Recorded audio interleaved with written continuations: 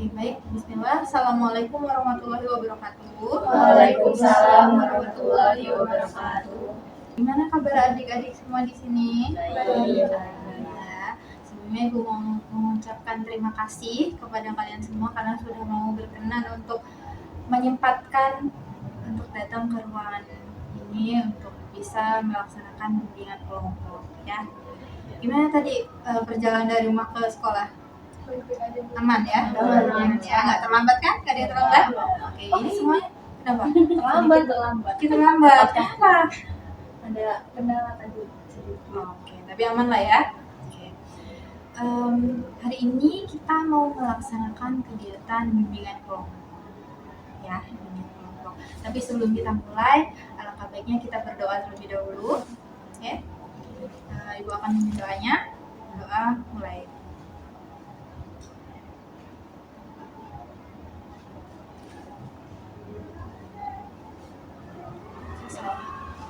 Ibu mau jelaskan terlebih dahulu bimbingan kelompok, kegiatan bimbingan kelompok, apa itu kegiatan bimbingan kelompok dan bagaimana pelaksanaannya. Sebelumnya teman-teman sudah tahu apa itu bimbingan kelompok? Oke, jadi bimbingan kelompok itu adalah suatu layanan yang ada di BK, di mana sekelompok orang atau kita ini melakukan diskusi membahas satu topik. Jadi di sini Ibu sebagai pemimpin kelompoknya dan anak-anak di sini adalah anggota kelompok. Jadi nanti Ibu akan memimpin diskusi kita pada hari ini. Tujuan dari bimbingan kelompok sendiri itu adalah supaya kita bisa memahami suatu pembahasan dan juga bisa menerapkannya di kehidupan sehari-hari. Kemudian muncullah kepercayaan diri dan juga kita yakin dengan potensi diri kita. Kemudian lanjutkan ke tahap selanjutnya. Ibu mau jelaskan terlebih dahulu di bimbingan kelompok ini ada beberapa hal yang harus kita sepakati bersama. Yang ada dalam bimbingan kelompok itu pertama adalah asas kerahasiaan. Dimana asas kerahasiaan ini adalah kesepakatan yang kita tentukan bersama bahwa selama kegiatan ini berlangsung kita tidak boleh menyebarluaskan apapun data atau informasi yang kita dapatkan di kegiatan ini, misalnya privasi teman kita ataupun hal-hal yang menyangkut kegiatan ini. Itu saya harap teman-teman bisa menjaga privasi dan menjaga asas rahasia ini. Oke, bisa? Bisa. Yang selanjutnya adalah asas keterbukaan. Kalau tadi kita sudah mampu untuk menjaga rahasia, kita diharapkan teman-teman diharapkan mampu untuk terbuka, mengemukakan pendapat dan juga menyampaikan apa yang kalian soal topik dan pembahasan yang bakalan kita diskusikan nanti. Kemudian yang selanjutnya adalah asas kenormatifan. Jadi selama kegiatan berlangsung, teman-teman diharapkan untuk terstruktur dan secara normatif menyampaikan pendapat. Maksudnya kalian tidak diperkenankan untuk memotong pembicaraan temannya ataupun secara tidak baik atau secara tidak sopan menimpali omongan dari teman kalian. Oke? Yang selanjutnya adalah asas keaktifan. Oke, jadi teman-teman tolong aktif karena kita butuh dinamika kelompok untuk melaksanakan bimbingan kelompok ini. Oke? Karena hari ini kita mau bahas suatu hal dan topik pembahasannya ini dari Ibu, sebelum kita mulai ke tahap selanjutnya, Ibu mau minta kalian untuk menyebutkan apa hal yang kalian kuasai dan hal yang kalian tidak kuasai. Oke, dari siapa dulu? Dari Mbak Giska. Hal yang saya kuasai, saya tuh suka membuat sesuatu. Jadi saya suka menuangkan kreativitas saya untuk membuat sesuatu. Misalnya saya suka merajut, saya suka melukis juga. Kalau hal yang tidak saya kuasai itu, saya tuh sulit beradaptasi ke lingkungan yang baru gitu. Jadi perlu waktu yang lama. Oke, jadi Giska merasa percaya diri dalam hal keterampilan atau seni gitu. Oke, selanjutnya. Aku sendiri itu bisa berpikir kritis. Oke, berpikir kritis. Kalau misalnya lagi ada presentasi, itu biasanya muncul tuh banyak pertanyaan tuh di benak aku kayak, kok kayak gini-gini, kayak gini-gini. Nah, kekurangan aku itu sulitnya adalah berargumentasi. Jadi sulitnya mengeluarkan pendapat. Itu biasa sih gugup dulu, apakah bingung cari kata yang pas. Biasanya kayak gitu. Oke, jadi ternyata tidak ada sinkronasi antara itu, ternyata berhenti di pikiran aja, nggak berani untuk mengungkapinnya gitu. Oke. Next. Kalau aku mudah untuk manajemen waktu. Jadi kalau sehari itu aktivitas apa akan teratur di hari-hari besar. Cuman kekurangannya sama sih argumen. Saya memiliki argumen, tapi sebelum berargumen saya harus ngerasain gugup dulu, terus mual-mual panik attack gitu. Tapi nanti juga pasti berargumen, cuman harus ya gitu panik gitu. Terus next. Kalau saya sendiri suka berbaur sama teman-teman baru, contohnya di lingkungan sosial. Cuman kekurangannya ini terkadang suka lupa gitu. Entah habis ketemu siapa, ini siapa, namanya siapa, udah lupa lagi. Jadi cuma ingat muka gitu sekilas. Tuh hal yang dikuasai dan hal yang tidak dikuasai ya. Oke. Next. Kalau saya aku lumayan dalam berlogika dan pengalaman ya. Hitung-hitungan itu bisa mikir kayak ini bukan kayak ini, nanti kita lagi bisa. Kalau kekurangannya suka bisa mengekspresiin diri, nggak bisa kayak punya perasaan sendiri, kesel itu nggak bisa diekspresiin. Iya benar ya. Oke, jadi ternyata kita semua punya hal yang dikuasai dan hal yang tidak dikuasai. Nah, kira-kira teman-teman nih, Ibu tadi sudah memberi kesempatan kalian buat mengungkapkan apa yang kalian bisa dan apa yang kalian tidak bisa. Kalian kira-kira nanti nggak pembahasannya mau kemana? Oke, benar banget. Jadi topik pembahasan kita hari ini bakalan tentang kepercayaan diri dan cara meningkatkannya. Oke, selanjutnya Ibu mau membuat kalian fokus lagi untuk memecah suasana, tapi yang membentuk fokus ya. Kalian harus fokus dalam memperhatikan Ibu. Ibu mau kasih kalian game dan kalian harus tebak. Oke? Sekarang kalian perhatiin Ibu. Ini mau kasih kalian tebak-tebakan jari. Oke, nanti kalian harus fokus. Ini berapa? 1. Ini berapa? 1. Ini berapa? 2. Berapa jumlahnya? 4. Berapa? 3. Berapa? 4.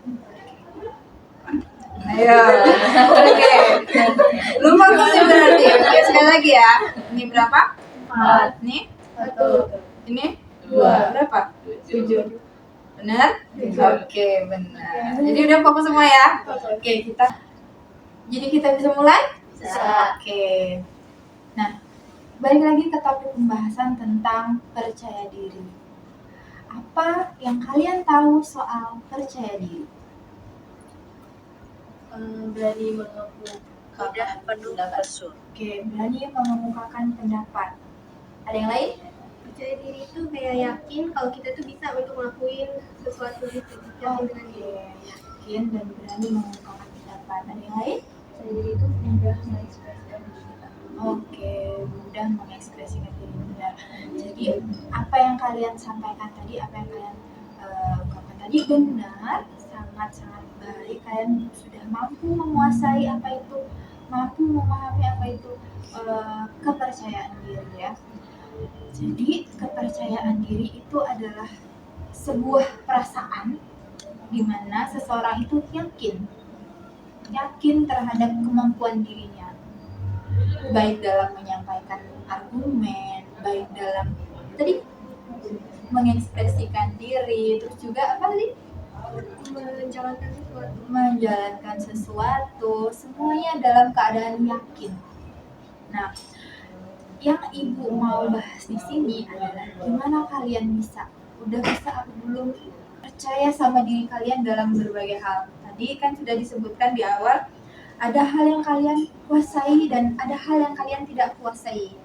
Nah, bagaimana kalian bisa yakin kalau ini aku bisa dan ini aku tidak bisa?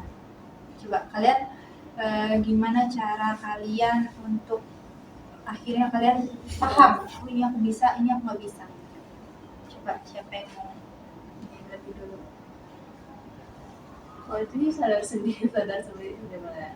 Kalau misalnya aku tuh ternyata orangnya berpikir kritis nih. Misalnya aku ngerasa kok setiap presentasi ada banyak pertanyaan muncul di otakku. Nah, pas aku mau keluarinnya itu malah nggak bisa. Nah, itu aku sadar sendiri sebenarnya. Oh, sadar sendiri. Kadang cuma kita nggak bisa ngendaliinnya Iya. gitu. Oke.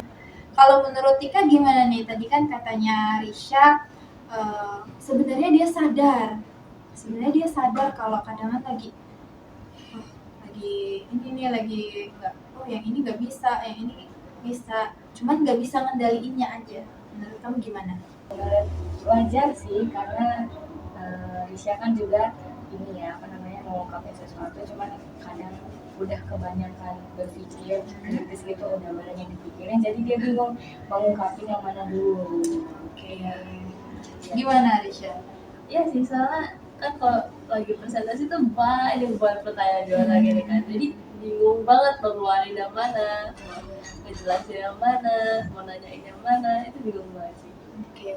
Sebenarnya ada di kepala, cuman ngeluarinnya Iya. kayak gimana gitu. Ternyata ada hal yang kadang bisa kita kendalikan dan nggak bisa kita kendalikan. Coba kalau menurutnya Asya gimana? Sama sih sama dia kayak kayak apa sih banyak nih Jadi itu salah satu hal yang bikin kita struggle sama kepercayaan diri itu. Iya, benar. Oke. Kalian wondering nggak? Kalian penasaran nggak kenapa kali ini Ibu membahas topik percaya diri? Penasaran ya. Jadi kenapa Ibu bahas tentang percaya diri itu? Yang pertama, kalian harus tahu manfaat percaya diri. Kalau kita percaya diri, pertama kita bisa mengendalikan banyak hal. Karena kalau kita percaya dengan kemampuan diri kita, kalau kita percaya dengan apa yang bisa kita lakukan, itu kita bisa mengendalikan hal-hal yang ada di sekitar kita. Misal, kayak misalnya Niki bilang tadi bisa mengendalikan waktu karena Niki percaya diri untuk hal-hal apa yang akan dilakukan hari ini semuanya bisa terstruktur karena percaya diri aku bisa menyelesaikannya.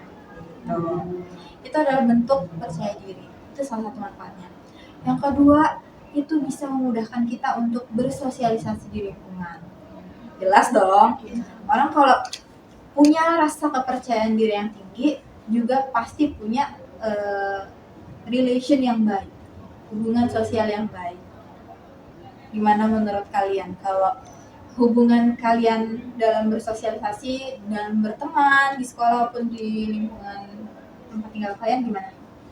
Kalau di sekolah sih emang aja sebenarnya. Tapi kalau di rumah emang gara-gara lingkungannya aja kayak full introvert semua, jadi jarang keluar. Jadi saya juga ikut jarang keluar gitu.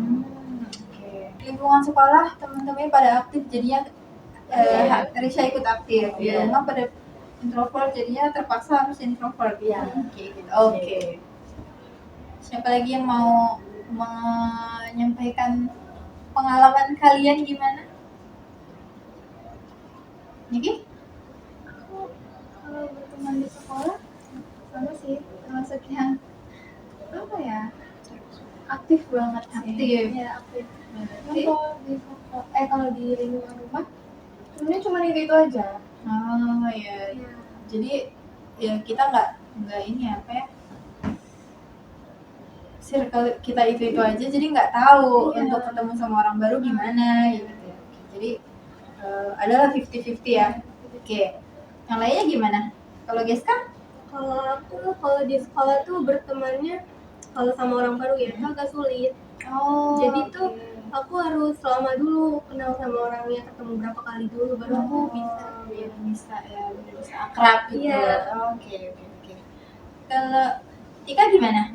Kalau aku di sekolah ya sebenarnya suka sih nyapu gitu sama guru kalau di sekolah. Cuman kalau di rumah itu mungkin karena yang selentingan itu tetangga-tetangga itu nggak ada cewek sama sekali, cuman cowok aja jadi nggak pernah keluar rumah. Terus rata-rata yang cewek tuh ya anak-anak bayi, nggak ada. Oh iya iya, nggak ada seumuran gitu ya. Jadi ternyata kehidupan sosial kita juga berbeda ya. Jadi otomatis cara kita bersosialisasi, cara kita berkomunikasi itu juga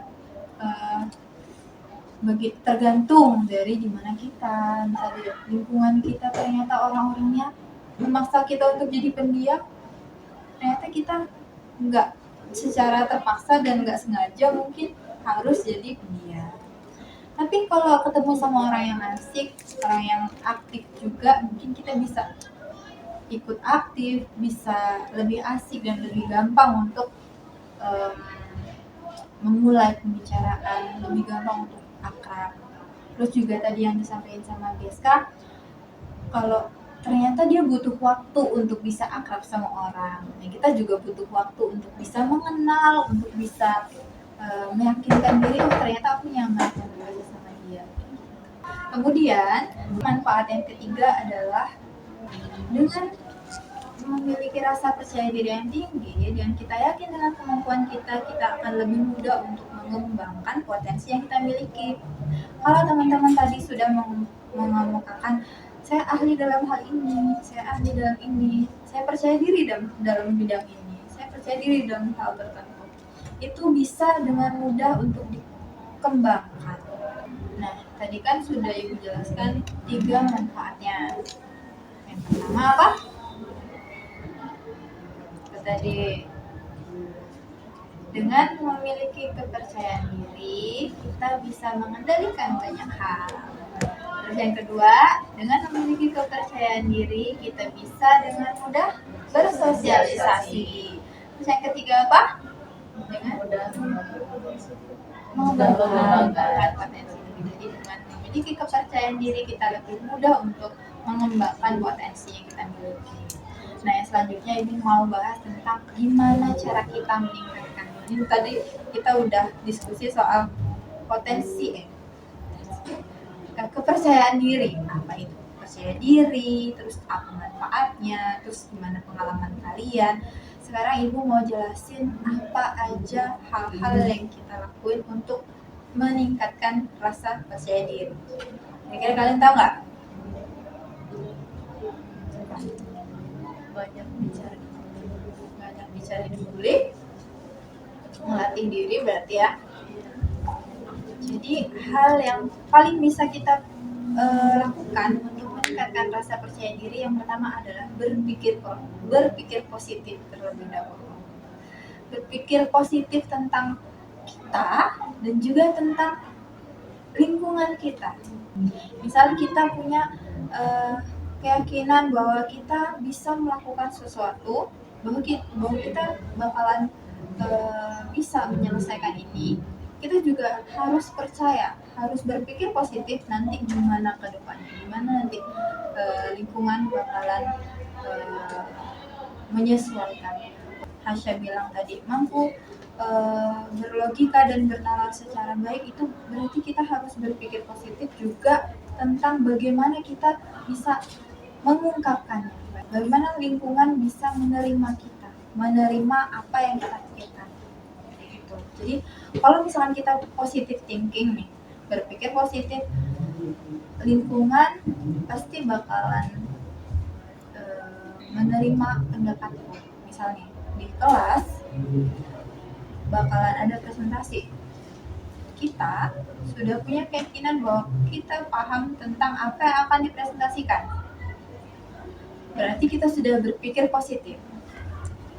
Kemudian kita juga harus berpikir positif tentang lingkungan.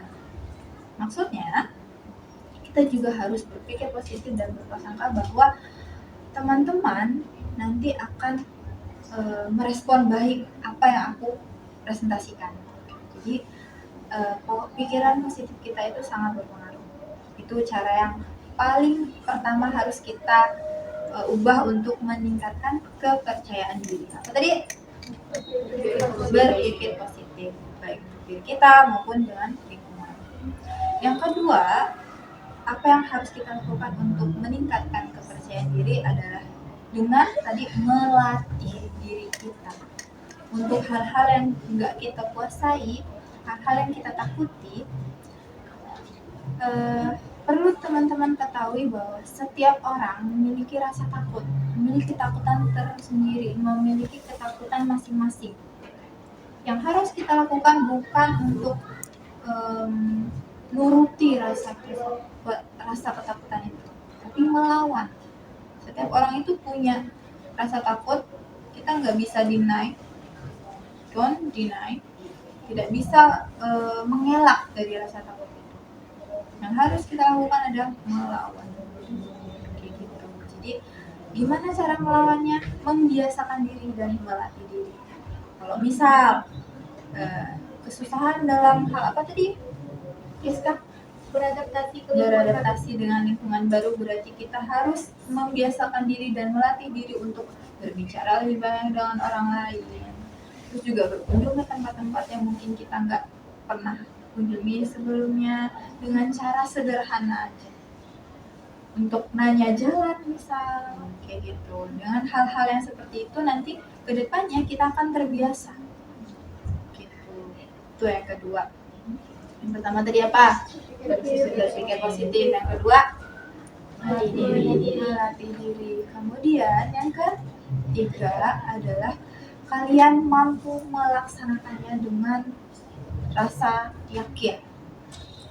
Kalau kalian sudah berpikir positif, sudah melatih diri, maka konsistensi dan pelaksanaan yang dilakukan dengan perasaan yang yakin, insya Allah kalian akan mudah mengelola semuanya.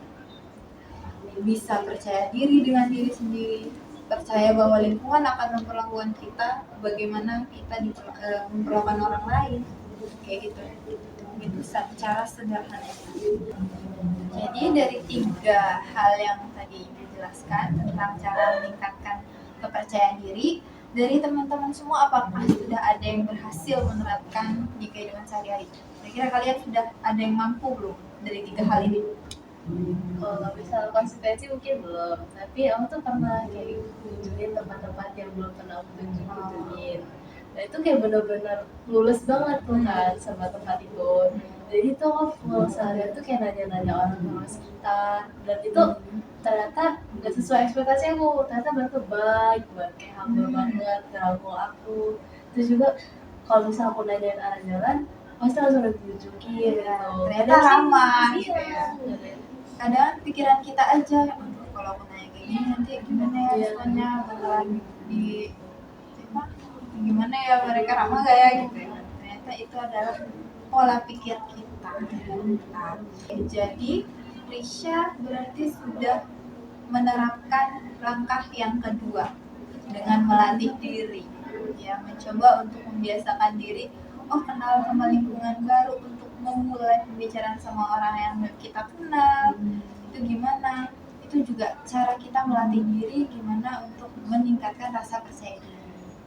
Nah, dari teman-teman yang lain mungkin dari 3 hal tadi ada yang sudah bisa belum cara meningkatkannya? Gimana? Belum ada? Oke, ternyata yang lainnya masih belum bisa ya, berarti dari 3 hal tadi ini ternyata masih kesusahan. Gak apa-apa, nanti kita bisa belajar lagi untuk yang pertama, yang kedua, yang ketiga, yang mana yang bisa paling mudah kita terapkan di kehidupan sehari-hari. Oke, jadi dari diskusi kita hari ini kita mau buat kesimpulannya.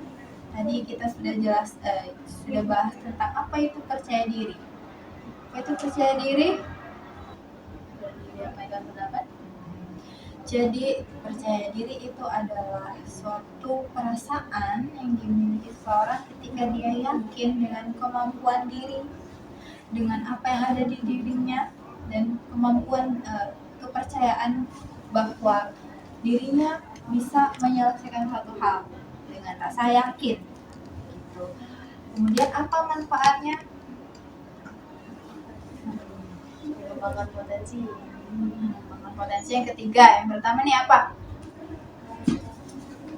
mudah dalam dapat mengendalikan banyak hal.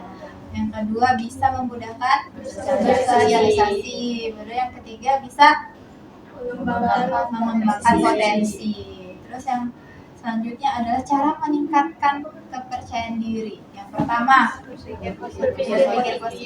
Yang kedua melatih diri. Yang ketiga konsisten.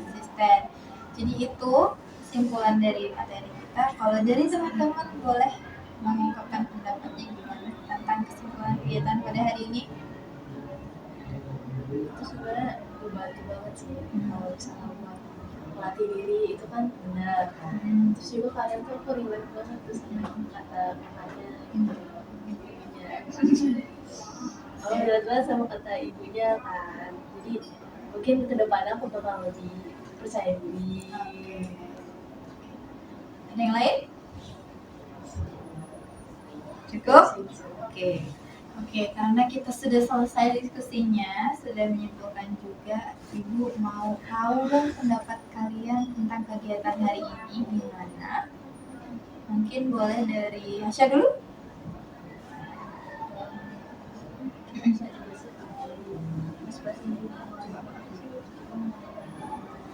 Pendapatnya, oke. Membantu ini sih buat apa mengungkapkan juga kita bisa jadi ada untuk buat Mungkin jadi merasa nggak sendirian. Oke. Semuanya juga masih ada beberapa yang belum sama lah, masih punya kekurangan. Terus dapat tips-tips dari ibu juga tadi. Jadi mungkin kedepannya bakal menjalani 3 solusi tadi. Oke. Next, gimana kegiatan? Ini keren ya. Itu bisa ngebuka pikiran gue. Tapi bener sih kata Diki ya, jadi kayak ternyata nggak sendiri gitu kan. Ternyata banyak orang juga ternyata Struggle di hal yang sama gitu ya. Oke, next. Dari kegiatan ini aku jadi tahu sih kalau misalnya percaya diri itu jadi banyak punya manfaatnya kan.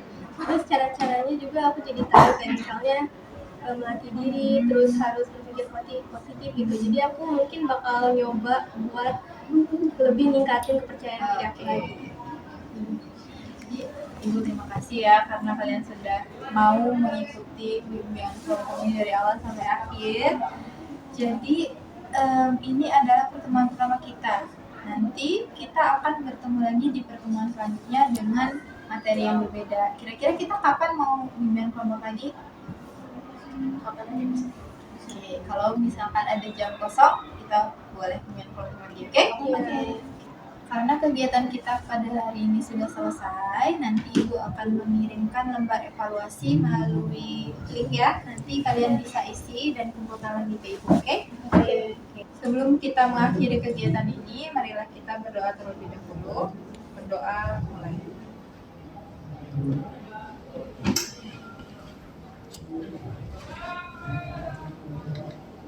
Selesai.